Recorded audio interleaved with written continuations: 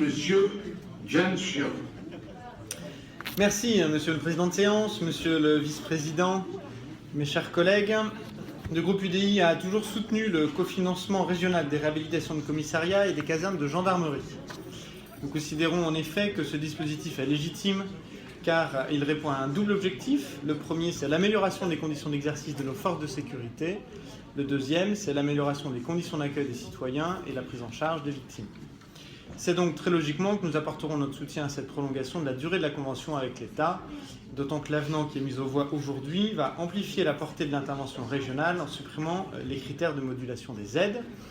Chacun se souvient que l'excellent vice-président Stéphane Salini avait fait en mars dernier une non moins excellente présentation des mots induits par la critérialisation des aides régionales.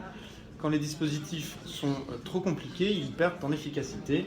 Notre objectif est l'efficacité et avec ce rapport, nous venons donc au bout de ces mots particulièrement préjudiciables en matière de politique régionale, de prévention et de sécurité. Et je voudrais rassurer Madame de la Gontrie qui erre dans les couloirs, dans les travées, que puisque c'est une prolongation de la convention précédente, j'espère qu'elle s'en souvient et qu'elle la connaît donc.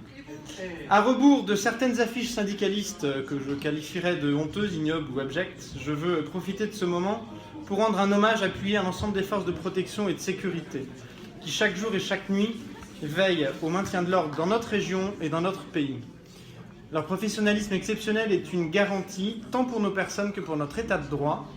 De façon continue depuis la déclaration de l'état d'urgence et particulièrement ces dernières semaines avec les fréquentes manifestations et l'organisation de l'Euro 2016, ils sont sollicités dans des conditions extrêmes. Les terroristes en ont aussi fait des cibles privilégiées pour ce qu'ils incarnent de notre modèle républicain et nous avons hélas en mémoire le drame de Magnanville dans notre région le mois dernier. Le moins que nous puissions faire leur permettre de travailler dans les meilleures conditions possibles.